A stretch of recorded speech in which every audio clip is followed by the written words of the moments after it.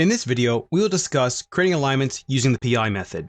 If you'd like to follow along with this video, please open the file creatingalignments-pimethod.dwg located in the training folder as discussed in the Working with this Dataset video. One of the simplest methods to creating alignment is using PIs, points of intersections. Let's discuss how to do this. First, let's navigate to the Home tab, Create Design Panel, Alignment dropdown, Alignment Creation Tools. We'll give our alignment a name of Bypass-1, make sure the type is set to Centerline, give it the style of Layout, and make sure we have our labels set to All Labels. If this alignment required design criteria, we would toggle it on here and have a starting design speed of some sort. Design criteria is how you can apply AASHTO methods to your roadway, as well as the design check sets, such as checking for tangent lengths and curve checks. For now, we'll toggle this off and go ahead and click OK. This opens up the alignment layout tools. We're going to be working with this section of the alignment layout tools as we'll be working with the PI method. Let's click on the drop down here and notice how we can go to the curve and spiral settings to define a default curve for our curves. For now, we'll leave it set to 200 and we'll discuss how to change the curves afterwards. Click OK. And let's go ahead and start by clicking on the Tangent with Curves tool. Since this alignment will start with some known coordinates and some known bearing and distances, we're going to use the transparent commands. Let's first access the northing easting one by typing in apostrophe and E for northing easting. At the prompt, let's go ahead and type in the northing, which is 901285.932, and then press enter. For the easting, 1456414.0065, and then press enter. This starts out that alignment at that northing easting. Press escape to end the transparent command, and notice how we're rubber banding, continuing on the alignment.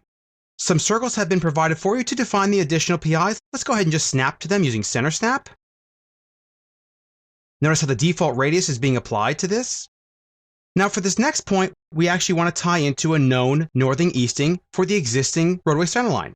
So we'll type again, apostrophe NE, and then press enter. And now let's type in the northing of 902.046.977.624, press enter. And for the easting, we want 145.4647.92311.6, and then press enter. We're now at that point. Press escape once to get back into the command. And now what we have is we have a known bearing and distance for the end of the alignment, which matches our existing centerline. So now we'll type in apostrophe BD, press enter. We are now prompted for the quadrant. You can type in 4, which is the northwest quadrant, or just simply click and there's your quadrant. Now for the bearing, notice how you can use spaces, but we'll just type this in using decimal degrees. So we'll type in 66.4514, press enter. That locks in that bearing. And now for a distance, we want 953.01, press enter, press escape to end the transparent command, press escape again, and there's our alignment with the stationing applied. Now let's go ahead and edit the curves. So by default, it gave those 200-foot radius curves. What we'll do is use the alignment grid view right here, which appears in the panorama window. And note that as you click on the different alignment elements, they will highlight in the file, making it easier for you to see what you're actually editing. We'll go ahead and change our radius here to 850 for the first one and press enter. Zoom out here a little bit, and we'll go ahead and click on this one here. 500 for this one, press enter. Click on this one here.